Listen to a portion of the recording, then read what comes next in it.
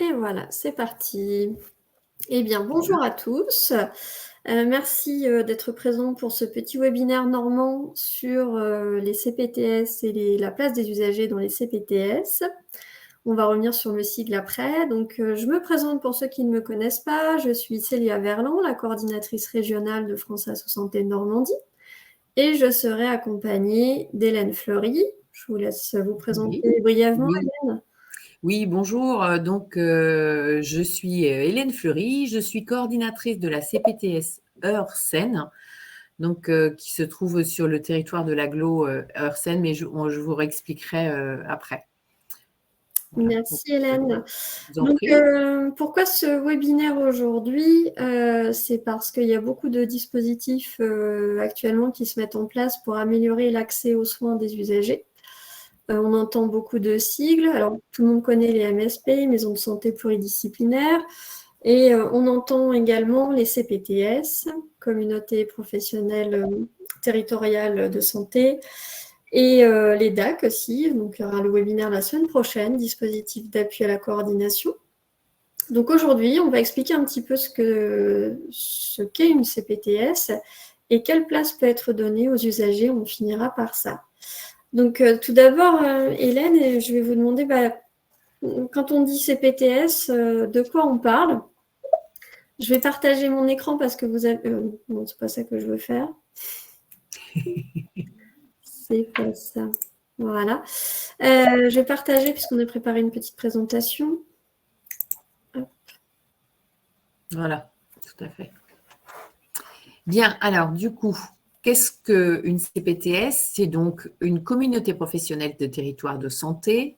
Et en fait, qui appartient à cette CPTS? Donc, à la base, c'est des professionnels de santé libéraux qui construisent une communauté, une association, et qui vont inviter tous les professionnels du territoire à l'accompagnement de la population vis-à-vis de tout ce qui est prévention et bien sûr vers une meilleure santé, mais au sens large du terme. Et c'est la CPTS, la particularité, c'est que c'est sur un territoire spécifique, particulier. C'est voilà, ça c'est pour dire un peu qui peut être et peut participer à la CPTS. Comment la CPTS fonctionne-t-elle? Eh bien, c'est donc un projet de santé qui est mis en place par les personnes qui font partie de la CPTS, donc tous les professionnels d'un territoire, pour coordonner, pour organiser et pour aussi permettre de financer un travail de coopération, permettre des liens et des rémunérations pour les personnes qui participent aux actions de coordination. Et pour quelles raisons est-ce qu'une CPTS est mise en place? C'est vraiment pour accompagner la population d'un territoire, pour aller voir et comprendre quels sont les besoins du territoire, et puis faciliter les parcours de soins et les parcours d'accompagnement, et surtout créer des liens entre les différents acteurs du territoire. Avant de continuer, Hélène, il y a une question à savoir, quand on parle de territoire, quel est Oui. le périmètre? Alors, pour le nôtre, on va peut-être le définir tout à l'heure parce qu'on va en reparler, mais en fait, le périmètre du territoire d'une CPTS est vraiment choisi par les acteurs au départ de la construction de la CPTS, puisque ça fait partie du projet de santé. Il doit être inscrit quel est le territoire qui est choisi par les acteurs qui construisent cette association. Ça répond à votre question, Célia? Je pense que ça répond, oui. Okay. Donc, je veux bien la diapo suivante du coup. Alors, du coup, quand une CPTS est construite, ce qui est important, c'est de comprendre qu'il y a des objectifs qui soient bien de l'accompagnement des acteurs du territoire qui vont, d'une part, répondre aux besoins de la population. Donc, on est bien sur une recherche des besoins de la population pour tenter au mieux d'y répondre. On est aussi sur une amélioration des conditions d'exercice des professionnels du territoire avec une organisation coordonnée, avec une fluidité des parcours qui va être de plus en plus développée, avec un développement des échanges entre les différents acteurs du territoire, que ce soit social, médico-social, sanitaire, usager, tous les échanges élus, voilà, tout le monde doit participer à des échanges pour améliorer les conditions d'exercice et puis des échanges aussi sur les différentes pratiques, que chacun se remette en question petit à petit sur des pratiques qui sont à faire évoluer justement pour mutualiser, pour organiser, pour avoir des outils en commun, ce qui n'est pas forcément le cas encore aujourd'hui. Donc on est vraiment sur quelque chose l'objectif est vraiment de fluidifier, d'essayer d'unir un peu nos énergies plutôt que de faire des millefeuilles comme il en existe malheureusement un peu beaucoup. Et puis, bien sûr qu'il y a quand même une importance à soutenir au niveau logistique et bien sûr au niveau financier les acteurs qui sont dans les actions de la CPTS pour pouvoir les motiver à continuer de s'investir dans cette pratique qui actuellement n'est pas non plus une évidence. Ce n'est pas une évidence de travailler avec d'autres et notamment d'autres secteurs d'activité. Et l'intérêt, c'est donc la PTS va coordonner les actions d'un territoire en essayant d'avoir un maximum d'informations sur qu'est-ce qui existe sur ce territoire et essayer de donner du lien. Voilà. Donc, troisième diapo qui est importante pour comprendre ce que c'est qu'une CPTS, je vous ai parlé tout à l'heure du projet de santé. Ce projet de santé, il est la base d'une convention avec l'ARS et la CPAM pour financer les missions qui lui sont attribuées. Ce projet de santé, il doit d'abord avoir un état des lieux. Il doit décrire l'état des lieux. Donc, il y a eu toute une enquête qui avait été faite sur notre territoire pour décrire qu'est-ce qui se passe sur le territoire, l'état sanitaire de la population, l'état aussi démographique, quel est l'âge de la population que l'on va accompagner, quelles sont les difficultés qui sont rencontrées, quels sont les différents professionnels qui sont aussi sur le territoire, pour ensuite décrire des besoins et, in fine, pour choisir des missions qui vont être attribuées à notre CPTS plutôt qu'à une autre. Chaque CPTS va avoir des missions qui vont être plus ou moins différentes en fonction des besoins d'un territoire. Alors, une fois que le projet de santé est fait, on va avoir des ACI. Donc, c'est des accords conventionnels interprofessionnels entre les professionnels qui appartiennent à la CPTS et du coup, l'ARS et la CPAM qui vont financer. Et pour financer, il faut d'abord avoir une description des objectifs attendus. Donc, tous les ans, on va avoir des nouveaux ACI. On a des ACI qui sont donc déterminés pour une année. On se donne des objectifs en accord avec la CPAM et c'est vraiment une discussion conjointe entre l'ARS, la CPAM et la CPTS. Et le financement de ces objectifs, ils ne seront atteints et complets, non, ils seront rarement complets parce qu'ils vont dépendre du pourcentage d'objectifs atteints.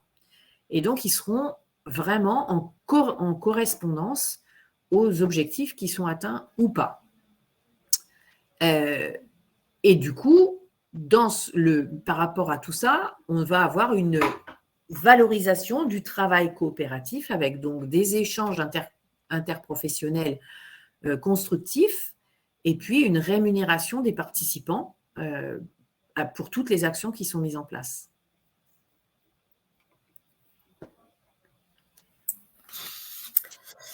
Merci Hélène. Alors, ça interpelle pas mal, hein, le mot territoire, mais je pense qu'on reviendra dessus quand on présentera vraiment le territoire, la géographie de la CPTS Heursen. Oui. Donc, avant de nous parler de la géographie, c'est pourquoi s'est créée une CPTS Heursen, l'historique. Tout à fait. Alors, la CPTS, voilà, je vous remercie. L'histoire de la CPTS, elle a débuté en 2019, fin 2019. Plusieurs professionnels de santé du territoire se sont regroupés, il y en avait quand même 16, hein, ce qui était déjà pas mal, qui ont voulu en fait s'emparer de cette nouvelle proposition de l'ARS de proposer des CPTS pour permettre aussi de prendre ce dispositif et essayer de comprendre qu'est-ce qu'il pouvait faire sur le territoire, parce que c'était des professionnels qui travaillaient déjà souvent en MSP et ils préféraient construire eux-mêmes une CPTS qui donne un sens à leur travail plutôt que de se le voir imposer à un moment donné, puisque ça allait se développer, et c'était l'objectif de l'ARS de le développer sur le territoire. Donc, eux ont préféré le construire, et donc, petit à petit, essayer de comprendre comment est-ce qu'on peut faciliter le lien entre les acteurs d'un territoire. Et puis, ils avaient envie de travailler sur un nouveau projet, sur quelque chose qui dépassait les patients de leur MSP, mais plutôt être plus sur une réflexion globale de population. Voilà ce qui a initié le mouvement.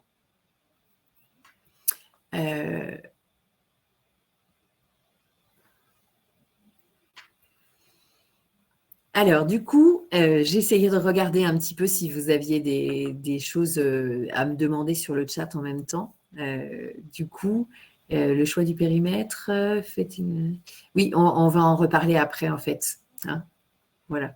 Alors, la situation sanitaire sur le territoire de notre CPTS Heursen, c'est une espérance de vie qui est inférieure à celle du national, une mortalité qui est toute cause et tout âge confondu, avec un décès de personnes de moins de 65 ans supérieur à la normale également, et même supérieur au régional. La surmortalité des troubles mentaux est quand même supérieure au national, et elle est même carrément supérieure puisqu'on est à plus de 48%. On n'en a pas vraiment la cause, d'ailleurs, c'est un petit peu problématique, mais c'est la psychiatrie et l'accompagnement des troubles mentaux est une de nos préoccupations particulières, on en reparlera après. Il y a des indices comparatifs aussi de troubles psychiatriques débutant par rapport à l'enfance, qui est aussi supérieur au national. Donc, on est vraiment sur une situation qui n'est pas forcément facile. Dans l'heure, de toute façon, ce n'est pas forcément simple, la comparaison même par rapport au national. Donc, on a une base qui interroge et qui donne forcément envie de trouver des améliorations le plus rapidement possible. Donc là, on va commencer à parler de la géographie du territoire de la CPTS Heursen, et je pense que vous allez pouvoir réexpliquer cette histoire de comment il définit le territoire. Est-ce que il y a bien les collectivités, les usagers qui sont concertés, voilà. Alors, donc, par rapport à la géographie de notre territoire, de la CPTS Heursen, le choix a été fait. À la base, il a été fait et construit par uniquement des professionnels libéraux du territoire. C'est vrai que pour la construction de la CPTS et la réflexion au départ, il y avait des professionnels libéraux du territoire et il n'y avait que des professionnels libéraux du territoire. Si c'était ça votre question, effectivement, dans un premier temps, il n'y avait pas d'élus et il n'y avait pas non plus d'usagers. En revanche, il a été choisi de se calquer sur le territoire Eure, de l'agglo Seine-Eure, parce que ça paraissait cohérent par rapport à déjà une structure qui existait déjà. Il y a beaucoup de cas où le territoire n'est pas découpé de façon homogène suivant de quoi on parle.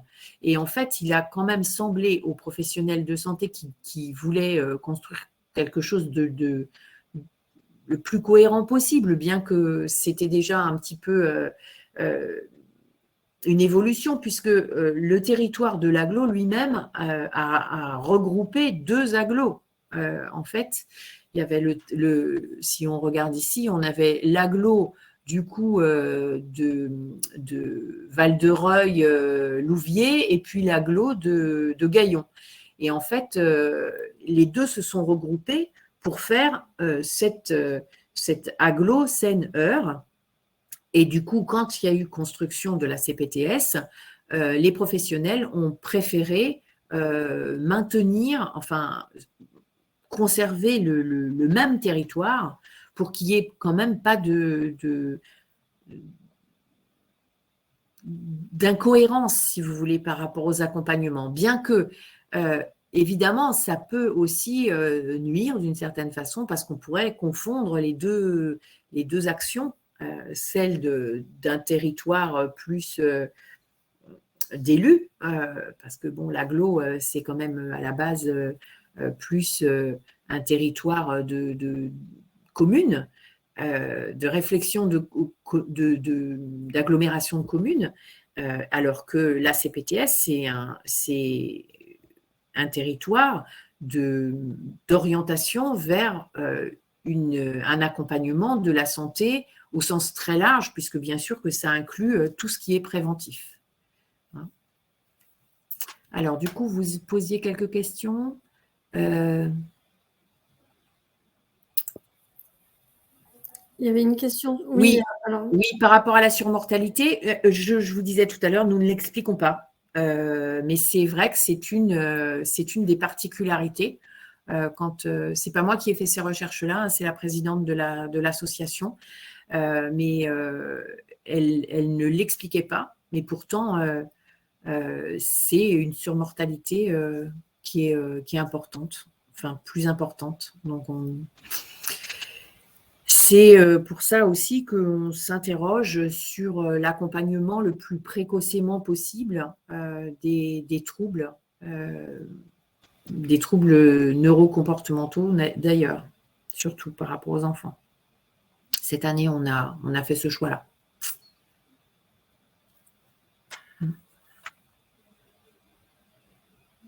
Ça répond à votre question, malheureusement, pas vraiment, mais je n'ai pas la réponse. Je suis obligée de vous donner un joker. Je me rappelle maintenant, Célia, que je peux avancer toute seule le diapo et j'avais oublié. Oui, il n'y a pas de souci. Merci beaucoup. Alors, les particularités de la CPTS, du coup, Eure-Seine, c'est qu'on est une CPTS qui a une taille importante, puisque les plus grosses sont de taille 4 et nous sommes taille 3, donc ce qui est déjà pas mal. Ça fait ce qui définit les tailles, c'est la population, en fait, le taux de population qui existe sur le territoire. Et nous, on est à plus de 100 000 habitants, donc on est sur une CPTS taille 3. Il est bien entendu que la taille va donner des financements différents. Donc, plus on va avoir une grosse CPTS, plus les financements seront plus importants, puisqu'il faudra compenser des travails de rémunération de plus de partenaires. Donc, c'est pour ça que les financements sont différents. Les particularités aussi, c'est que nous avons deux hôpitaux, 2 groupes hospitaliers sur notre territoire. Ça, c'est une particularité parce que c'est à la fois plus facile et plus difficile. Pourquoi? Parce que il va falloir qu'on fasse des conventions et des accords avec les deux centres hospitaliers. Et c'est vrai que c'est à la fois une richesse parce qu'on échange avec plusieurs groupes de professionnels différents, mais en même temps, c'est vrai que ça complexifie un petit peu la relation. On a aussi 4 structures coordonnées de libéraux, donc des maisons de santé. On a la première, c'est la COS. C'est en fait une maison de santé que l'on peut qualifier de hors les murs. C'est-à-dire qu'il y a 40 libéraux multiprofessionnels qui sont complètement étalés sur le territoire et qui vont travailler ensemble par rapport à, donc, comme dans une maison de santé, mais n'étant pas forcément dans un même lieu. Donc, on va avoir sur ce territoire, à Louviers, à Léry, à Val-de-Reuil, le Vaudreuil, Pitre, on va aussi… on est vraiment très, très large sur les différentes communes. Et malgré tout, il y a une maison médicale, du coup, qui regroupe une grosse partie quand même de ces professionnels. Mais voilà, c'est quand même une particularité qui n'est pas négligeable. Il y a 3 maisons de santé à côté de ça. Celle de Jean-Nicole qui est à Louviers, une à la plaine de Val-de-Reuil et une autre à Gaillon. Donc, avec vraiment une grosse population de professionnels qui travaillent déjà en collaboration, ce qui facilite quand même les relations avec eux parce qu'ils ont déjà l'habitude de travailler en collaboratif. Donc ça, c'est plutôt une grande chance pour notre CPTS. D'autre part, on a aussi un centre communal de santé qui est à Eudebouville, qui est donc un centre municipal, enfin communal, qui a salarié des professionnels de santé. Il y a pour l'instant 3 médecins, mais ils sont en train d'étendre à plusieurs professions. Et il y a un autre centre qui est en préparation à Courcelles-sur-Seine, donc pas très loin, enfin sur notre territoire également. Voilà. On a comme particularité le fait donc d'avoir 60 communes quand même sur notre territoire, ce qui n'est quand même pas négligeable, et donc environ 400 professionnels de santé indépendants, ce qui effectivement commence à faire pas mal. Alors, du coup, cette CPTS est-elle en lien avec un projet territorial de santé? On n'a pas de lien dans le sens de cause à effet. C'est-à-dire que une CPTS va s'intéresser à tous les différents projets du territoire. Mais elle n'a pas de lien direct de cause à effet. L'intérêt de la CPTS, c'est vraiment de chercher justement tout ce qui existe pour pouvoir créer des liens et essayer d'harmoniser pour éviter qu'il y ait trop de millefeuilles, comme je disais tout à l'heure. S'il y a des choses qui sont faites sur une organisation, l'idée, c'est de ne pas empiéter sur ça, mais travailler en collaboration en bonne intelligence, parce que l'idée, c'est vraiment de se connaître et d'utiliser les forces vives du territoire, absolument pas de faire en plus ou de repartir à zéro à chaque fois sur un projet. Je ne sais pas si ça répond à votre question. Qu'est-ce qu'il y avait d'autre? La CPTS de Basse-Normandie existe cela existe. Alors oui, là, je me permets de prendre la main. Les CPTS, il y en a donc sur tous les territoires qui souhaitent en mettre en place. Oui, Je mets dans le chat le lien du ministère qui liste les projets ou celles qui sont déjà constituées des CPTS. Vous avez la carte. oui. Il faut savoir effectivement que parfois c'est un petit peu complexe parce que quand il y a une construction de CPTS, forcément il faut que les professionnels de santé soient acteurs de cette CPTS.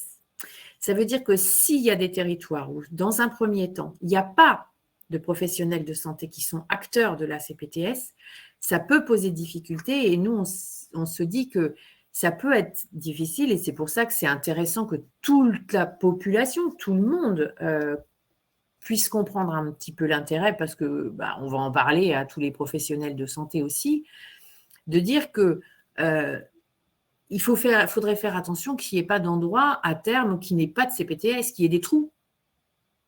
Ce serait un petit peu dommage. Mais en même temps, pour l'instant, et forcément, on est obligé de se baser sur du travail collaboratif. Et pour ça, il faut que les acteurs soient acteurs, obligatoirement. Ouais. Effectivement, l'idéal serait que la demande vienne des professionnels. Tout à fait, Geoffroy. Ah, mais ça, on est bien d'accord. Et d'ailleurs, c'est comme ça que ça se passe. Une CPTS, elle ne se construit que si les acteurs, que si les professionnels le demandent. Parce que c'est quand même c'est pas rien, hein, c'est un engagement. Hein. C'est une association, donc ils doivent s'investir. Et puis forcément, de plus en plus, parce que plus les années passent, plus les missions sont importantes et voilà, il faut s'investir beaucoup. Alors, on va commencer à aller un peu plus dans le concret. Comment fonctionne la CPTS Heursen, mais bon, Mais ouais, c'est un petit peu généraliste voilà. là, ce qu'on a mis pour le prochain. Oui, hop, hop, hop. Du coup, j'ai cliqué en même temps, ce qui n'était pas bien malin. Voilà. Alors, bon, tout simplement, c'est une association tout à fait classique, c'est-à-dire loi 1901, comme beaucoup d'associations. Hein. Pour nous, elle a été signée en janvier 2021, mais on est sur une association totalement qui ressemble à toutes les associations, avec une assemblée générale qui va être au moins une fois par an, tous les membres sont conviés donc au moins une fois par an pour une élection donc de membres du comité du conseil d'administration, pardon. Ce conseil d'administration va donc avoir entre 8 et 15 professionnels de santé et entre 2 et 5 représentants de structures sociales ou médico-sociales. Ça, c'est l'Assemblée générale. Le conseil d'administration va être plus sur une orientation et une construction des projets de la CPTS. Les réunions, ça va être 3 à 4 fois par an en fonction des besoins. Et le conseil d'administration, lui, va élire les membres du bureau de la CPTS. Et le membre du bureau de la CPTS va être là pour prendre les décisions par rapport à l'organisation, mais aussi par rapport au fonctionnement de la CPTS. Et là, ils se rencontrent environ une fois par mois. Alors, disons que c'est 10 fois par an, parce que c'est vrai que les mois d'été, c'est quand même un petit peu plus compliqué. Donc, en moyenne, ça va faire 10 fois par an à peu près. Et en parallèle, pour notre CPTS, nous avons choisi de faire un comité d'interface, c'est-à-dire que en parallèle de cette construction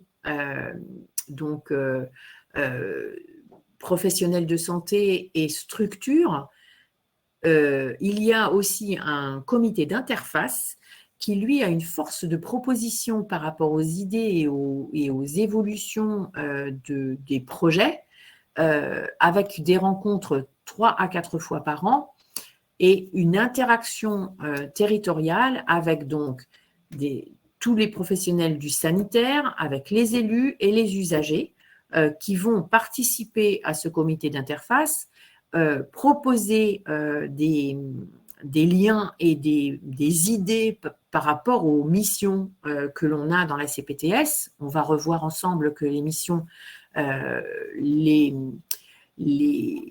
usagers, les élus ou les professionnels du sanitaire peuvent tout à fait aussi y participer.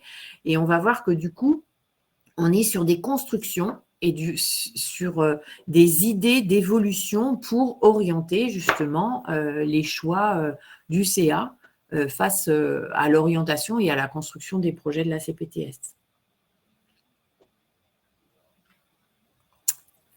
Ensuite, pour vous définir un petit peu comment est-ce que la CPTS fonctionne, on disait tout à l'heure qu'il fallait qu'elle passe quand même sur un recensement des acteurs et des actions du territoire, notamment par rapport à la prévention.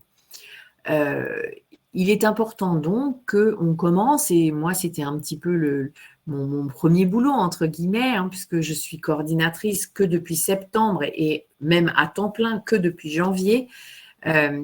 Je suis la seule salariée de la structure. Tous les autres sont des professionnels de santé libéraux.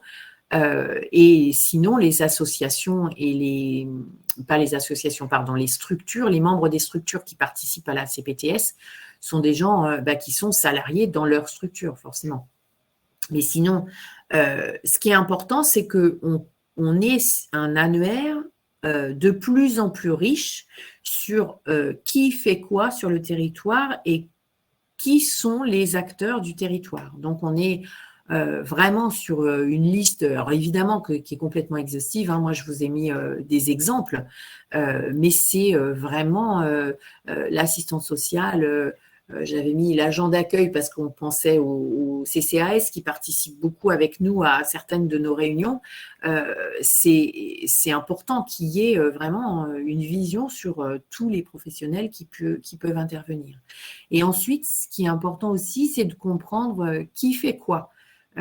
Sur le territoire, il y a plein de missions qui sont proposées, il y a plein d'actions qui sont faites, il y a plein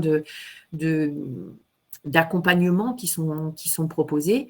Et l'idée, c'est de savoir ce qui se fait pour qu'après, on puisse créer des liens entre ce qui se fait et ce qui peut être aidant pour telle ou telle personne, telle ou telle profession qui n'a pas connaissance de ces liens.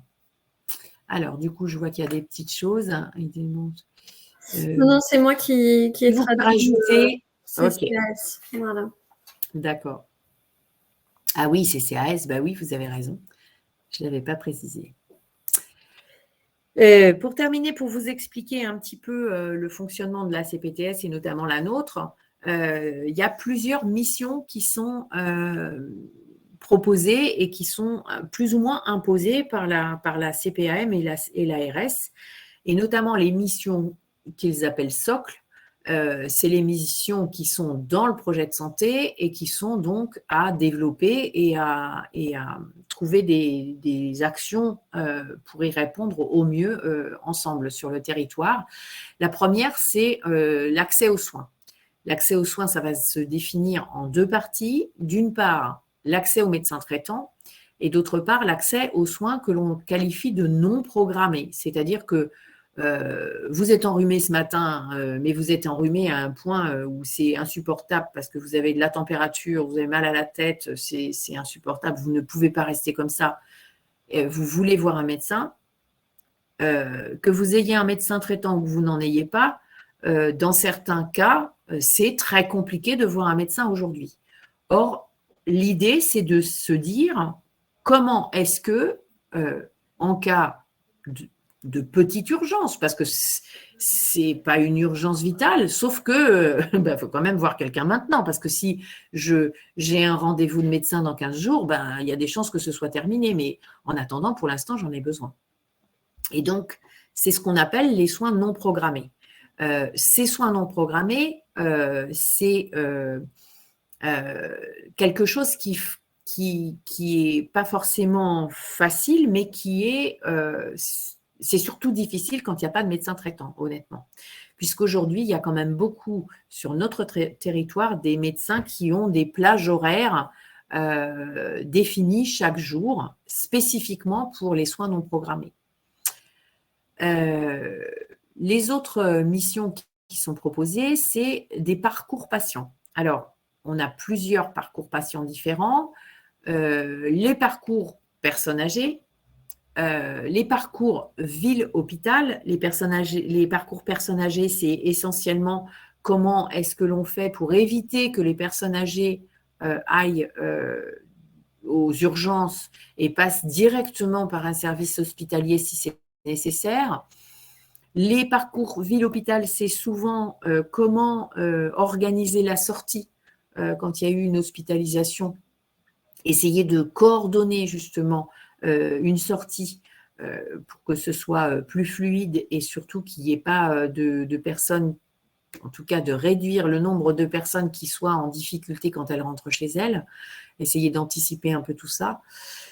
On développe aussi, à partir de cette année, un parcours pour dépister les troubles neurodéveloppementaux pour les enfants, essayer de comprendre le plus vite possible les difficultés et surtout pour orienter et diagnostiquer des troubles mentaux. Puis, on va développer aussi un parcours diabétique, notamment par rapport à la rétinopathie diabétique, puisque on voudrait développer un accompagnement des diabétiques qui ont du mal à voir des ophtalmos en les envoyant chez des orthoptistes, puisque sur notre territoire, on a des orthoptistes qui travaillent en lien avec des ophtalmos qui peuvent lire et analyser des résultats pour faire des synthèses qui permettent de diagnostiquer sans avoir l'obligation de faire des consultations parce qu'ils sont loin. Hein. Donc ça, c'est un exemple. Il y a aussi donc d'autres missions qui relèvent de la prévention. Donc les deux qui ont été retenues dans notre CPTS, c'était les addictions. Les addictions pour lesquelles cette année, on a plus orienté vers le trouble alcoolique, puisque le groupe a recensé et s'est dit qu'il fallait commencer par ce qui représentait le plus de population concernée. Et donc, il a été choisi les personnes qui souffrent de conduite addictive alcoolique. Et par ailleurs, les troubles du comportement de l'enfant, donc avec une prévention, essayer de chercher auprès des parents qu'est-ce qui pourrait, de quoi pourrait-il avoir besoin pour comprendre et pour accompagner leur enfant dans les meilleures conditions pour, d'une part, diagnostiquer éventuellement, mais surtout pour essayer de réduire les troubles du comportement. Voilà pour ce qui était les missions socles. Et d'autre part, on a aussi des missions qu'on appelle optionnelles parce qu'elles ne sont pas forcément obligatoires, évidemment. La première, c'est donc la gestion de crise. Alors, évidemment, cette année, l'année dernière, c'était surtout une crise sanitaire qu'il a fallu gérer, mais c'est pas forcément, ces missions optionnelles ne sont pas forcément la gestion d'une crise sanitaire. Ça peut être évidemment n'importe quelle crise du territoire. D'autre part, on a aussi le développement de la qualité et de la pertinence des soins. Alors, ce qui va être intéressant là, c'est de promouvoir la construction des ESP, n'est-ce pas? Une équipe de soins pluridisciplinaires. J'ai mis quand même les acronymes parce que sur mes petites étiquettes, ça ne prenait pas beaucoup de place et je vous avais mis les définitions juste à côté pour que ce soit quand même évidemment assez clair pour vous. J'espère que ça va. Et les RCP, donc c'est des réunions de concertation pluridisciplinaire entre les professionnels isolés. Il est vrai que plus on va construire des équipes d'échange, plus on va permettre une collaboration qui va surtout dynamiser des équipes et permettre vraiment des liens qui soient possibles entre les différents métiers. On voit aujourd'hui beaucoup de professionnels, d'infirmières qui travaillent en collaboration avec les médecins de façon beaucoup plus fluide, avec des WhatsApp protégés, sécurisés et individualisés. On va faire des groupes spécifiques de plus en plus pour accompagner les patients pour une situation particulière. Vous allez avoir tous les acteurs qui accompagnent cette personne, de l'aide à domicile jusqu'au médecin. Tout le monde va être vraiment dans le même groupe, ce qui va faire qu'on peut avoir des échanges beaucoup plus constructifs qu'on ne pouvait avoir avant. D'autre part, excusez-moi Hélène, il y a une remarque par rapport aux missions, Nicole, qui s'étonne que dans les missions, il n'y ait pas le parcours des personnes en situation de handicap. Alors, la grande difficulté aujourd'hui, c'est que dans les parcours, je vous ai dit qu'on allait travailler cette année le parcours de dépistage des troubles neurodéveloppementaux parce que c'est un gros problème sur notre territoire, le handicap. Pourquoi il n'a pas été choisi en tant que parcours réel? C'est qu'aujourd'hui, soyons clairs, il n'y a pas de solution d'accompagnement simple du tout et qu'on est dans une très, très grande difficulté. Donc aujourd'hui, on est un petit peu face à un mur. On n'a pas de solution. On n'a pas l'impression d'avoir des possibles ouverts. Et donc, puisqu'il n'y a pas de possibilité de se donner des objectifs atteignables, on ne va pas dans le mur, on ne va pas faire travailler des gens volontaires pour échanger sur des situations, malheureusement, aujourd'hui, on n'a rien sur le territoire. Il faut être honnête, on en a très, très peu. Donc, je suis désolée de vous répondre quelque chose d'aussi difficile, mais… Non, mais du coup, ça fait une bonne transition parce que là, donc, c'est les missions à l'instant T, on va dire, avec les missions optionnelles. Et on a vu un petit peu la démarche de la CPTS. Donc, est-ce que cette démarche, elle est figée ou justement, est-ce qu'elle peut évoluer dans le temps? Ah bah évidemment, l'idée là, c'est vraiment ce que je vous ai mis, vous voyez, dans cette diapo par exemple, tout ce qui est en clair, c'est ce qui a été décidé pour cette année, alors que, enfin, un peu plus clair, alors que l'année dernière, on était sur quelque chose de différent. Donc tous les ans, on se donne des missions qui changent et tous les ans, on les fait évoluer. Alors nous espérons pouvoir en effet, travailler sur le handicap très prochainement, mais il faut pouvoir avoir quand même des objectifs qui motivent, entre guillemets, les troupes. Et si vous avez des difficultés trop grandes, on ne va pas forcément sur ce terrain-là tout de suite. Mais en effet, évidemment, et heureusement, c'est évolutif. Et du coup, on va être… je vous passe la diapo suivante. La démarche qualité qui va dans notre sens, c'est vraiment de se dire qu'on étudie le terrain et les besoins de la population et des acteurs. Et ensuite, on fait des rencontres, des échanges entre les professionnels et les acteurs du territoire. On va décrire les besoins et en fonction des besoins, on va faire des propositions. Puis, on va essayer de donner des réponses collectives aux besoins de la population. Mais au fur et à mesure qu'elle évolue, ces besoins, on va peut-être être obligé de recommencer. C'est-à-dire qu'on va refaire une étude du territoire si ça n'a pas abouti comme on voulait. Mais à chaque fois, on reprend les choses, bien entendu.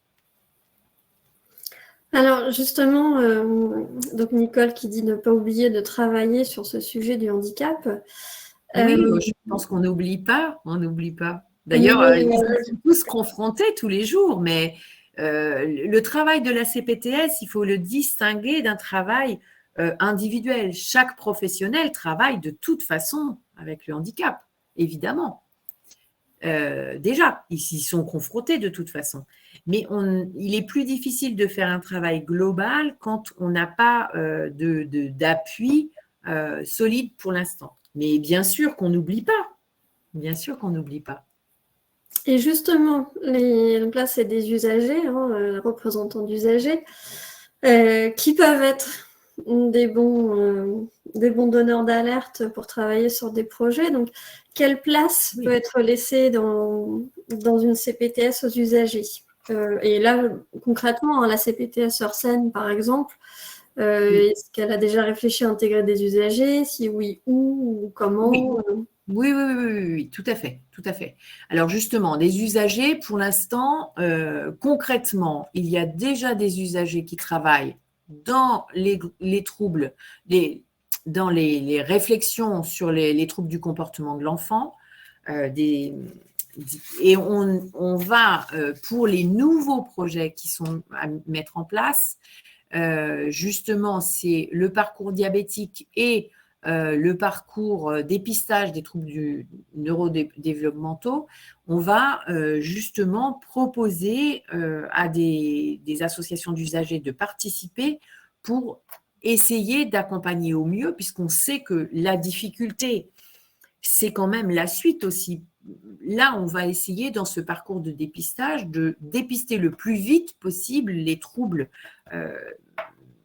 neurodéveloppementaux, mais aussi du coup mental. Enfin voilà, on va essayer de dépister le plus vite possible pour après orienter le plus vite possible. Mais vous comprenez bien que très vite, on va être confronté à qu'est-ce qui existe pour pouvoir les accompagner. Et du coup, là, on va développer après le suivi du handicap, bien entendu. Bien entendu. Mais on ne peut pas faire trop vite. Il faut bien penser qu'une CPTS, elle travaille avec des acteurs qui font complètement autre chose. C'est une association en plus de leur travail. Tous les acteurs font autre chose. Donc, ils sont libéraux, la plupart, enfin, en tout cas, ou libéraux, ou ils travaillent dans des structures, mais la CPTS, c'est quelque chose en plus, et on ne peut pas aller trop vite et sur tous les sujets. Et encore, dans notre CPTS, on a beaucoup de sujets. Il y a des CPTS qui ont choisi de faire moins de missions pour se donner un travail différent. Bon, après, nous, on a quand même plus de monde, puisqu'on est une CPTS de type 3, donc il est normal aussi qu'on répartisse et qu'on divise un petit peu le travail, bien sûr. Et en début du webinaire tout à l'heure, plutôt à la moitié, quand on a parlé du fonctionnement, vous avez parlé du comité d'interface avec les usagers. Est-ce que là aussi, ça peut être intéressant d'avoir des représentants d'usagers dans ce comité? Oui, mais on en a plein. On a eu des diabétiques, les représentants des diabétiques. On a eu des représentants. Alors, vous n'aviez pas pu venir, mais on avait des représentants de France Alzheimer. On avait. Il y en avait 4 sur notre dernier comité d'interface. Enfin, notre premier comité d'interface, puisqu'on l'a mis en place à partir de mai. Puisque avant on n'en avait pas encore, parce qu'il faut le temps que les choses se mettent en place, dans la mesure où vous comprenez qu'on n'a qu'1 an et demi d'existence, mais les premiers ACI ont été signés fin mars 2021. Donc en fait, nous, on vient de signer, je vais même vous dire ce matin, puisque ça a été décalé, on n'a pas encore signé, mais on a créé les ACI, je vous ai dit, les conventions qui permettent de définir toutes les missions que je viens de vous présenter là. Pour cette année, on vient de les préparer ce matin. Donc, vous voyez que les choses se font au fur et à mesure. Et bien sûr que là, la plupart des responsables de groupe souhaitent intégrer des usagers. Ça va se faire et ça va se faire de plus en plus. Et puis, le comité d'interface, bien sûr qu'ils sont les bienvenus parce que c'est très important. Leur avis est très important. Question.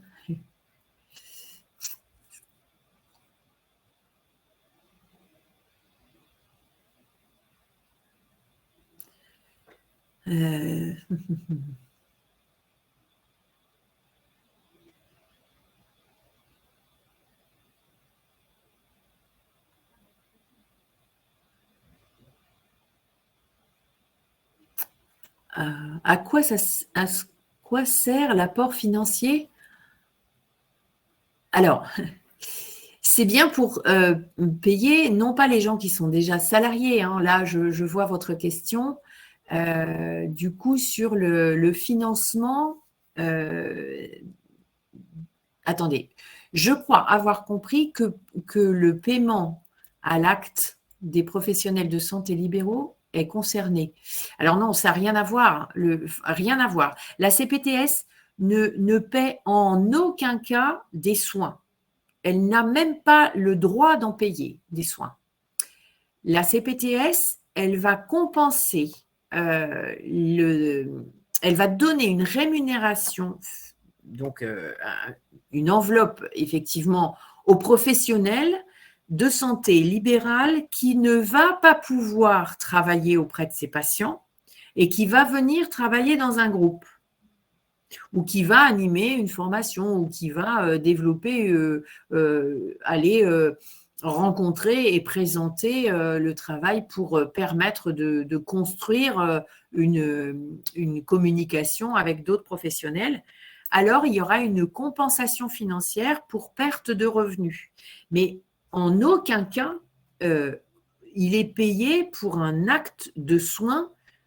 Jamais. La CPTS, elle n'a pas le droit de le faire. Elle ne peut pas être sur un accompagnement de patientèle. Jamais. Elle est vraiment sur un accompagnement populationnel et donc de territoire.